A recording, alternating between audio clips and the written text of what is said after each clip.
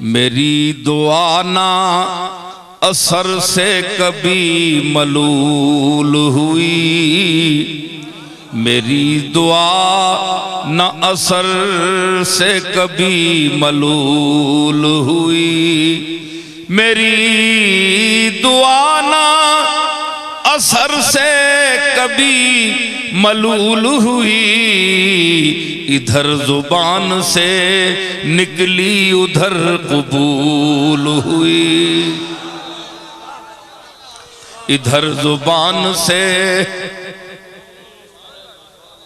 देखा नबी की दुआ को, दुआ हो या बद्दुआ हो, इधर जुबान से निकली उधर कबूल हुई।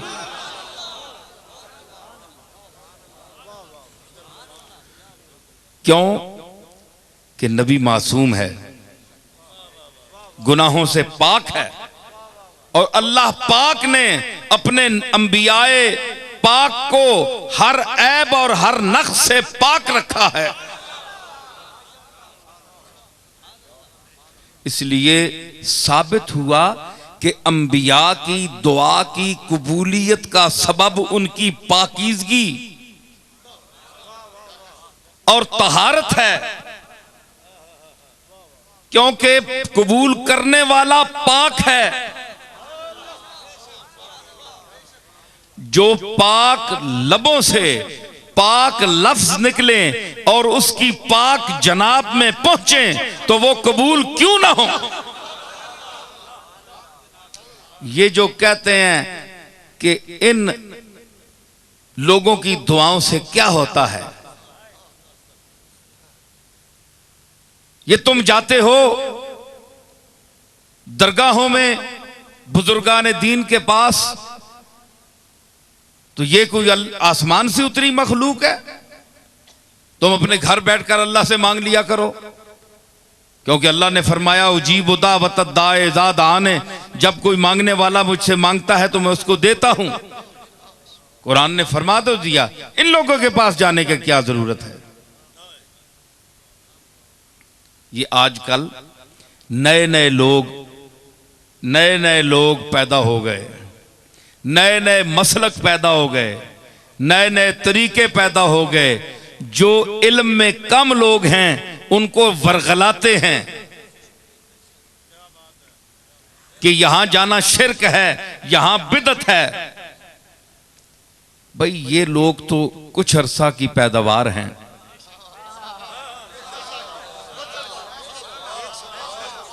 100 साल होगा, 150 साल होगा, ये तो 100 साल इनकी उम्र तो इतनी है।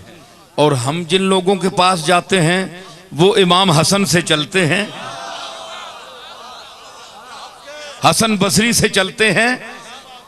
सहाबा किराम का दौर है, ताबईन का दौर है, तबा ताबईन का दौर है, अहले बैते इज़ाम का दौर है। कहां आजकल के जो बदअकीदा हैं उनकी दुआ, और कहां फातिमतुज़ ज़हरा की दुआ।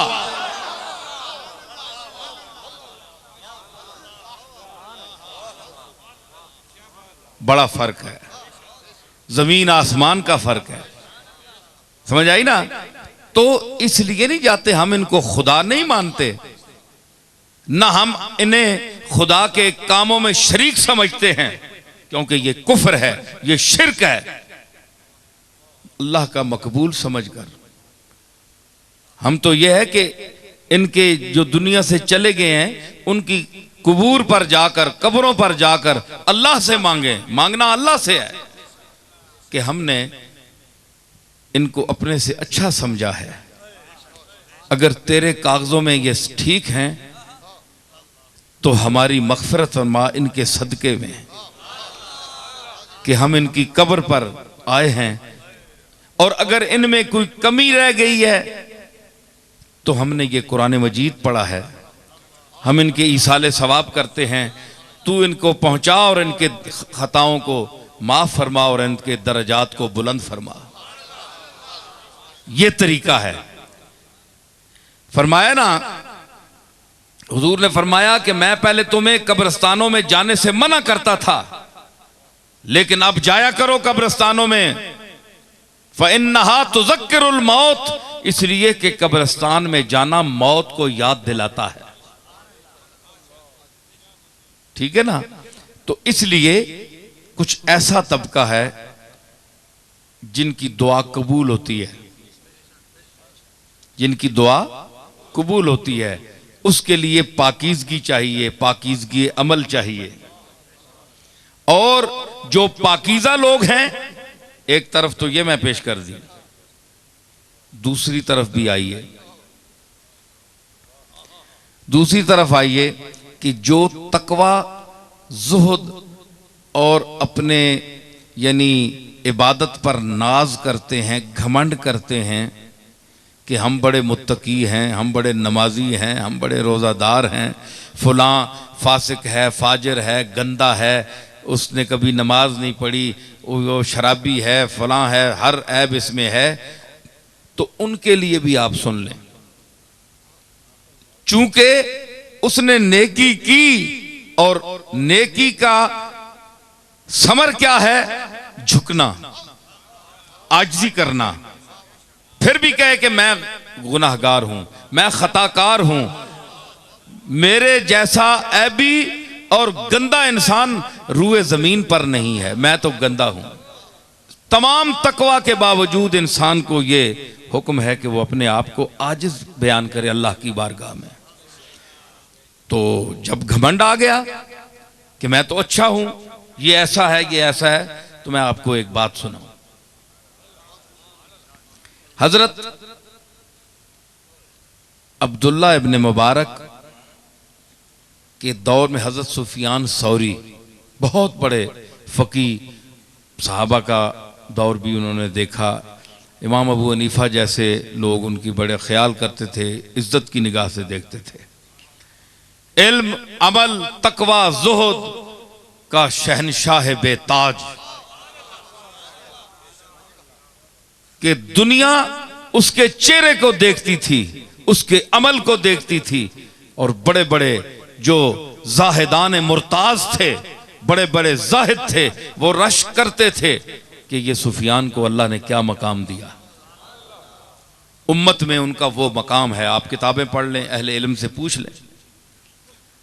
तो उनके मोहल्ले में एक ऐसा इंसान जिसने कभी कोई नेकी नहीं की, सारी उम्र बदकारी में गुजारी, जितने किस्म के गुनाह हैं उसने सारे किए, और सारी जिंदगी गुजर गई,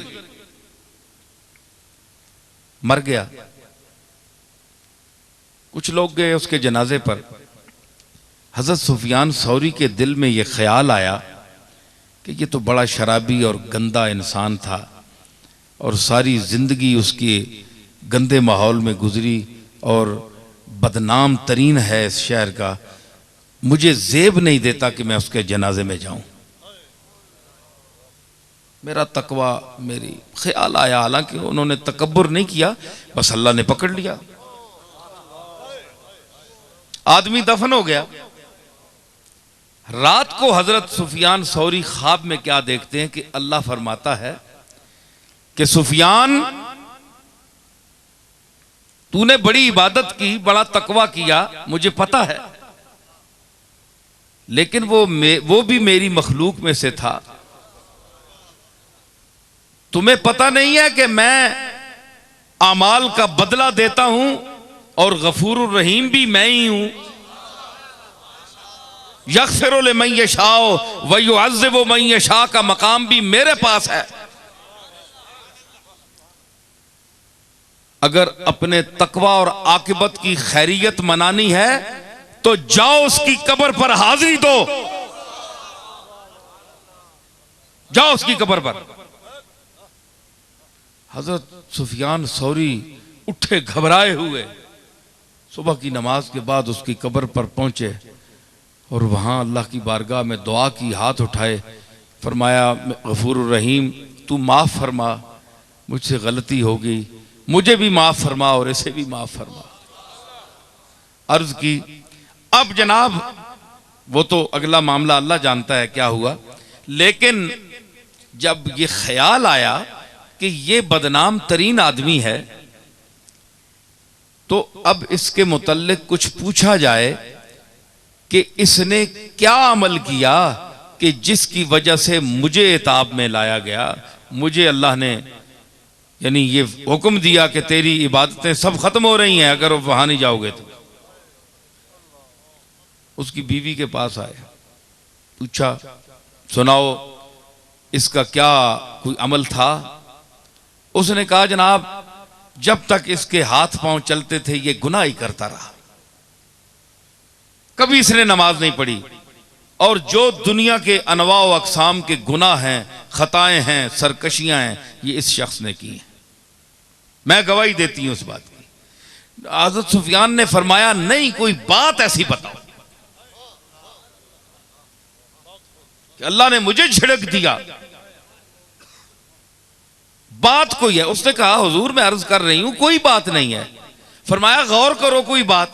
उसने कहा हां सकरातुल मौत में जाने से पहले कि जब इंसान का मुंह खुल जाता है, आंखें टिकटिकी बन जाती है, वो सकरातुल मौत होती है, उस वक्त तौबा कबूल नहीं होती। ये हदीस में भी है, हुजूर ने भी फरमाया। इससे पहले का जरा आलम था जब होश में था वो, तो उसने उसकी आंखें आंसुओं से भरी हुई थी। ये बीवी कह रही है हज़रत सुफियान से, मैंने देखा उसकी आंखें आंसुओं से भरी हुई थी और आसमान की तरफ आंख उठाकर देख रहा था और कह रहा था कि ऐ आसमान और जमीन के मालिक, उस शख्स का कौन है तेरे सिवा? तेरी तो दुनिया भी है, तेरी तो उकबा भी है, ये जहान भी तेरा, वो जहान भी तेरा, सारी दुनिया और मखलूक तेरी, मेरा तेरे सिवा कौन है?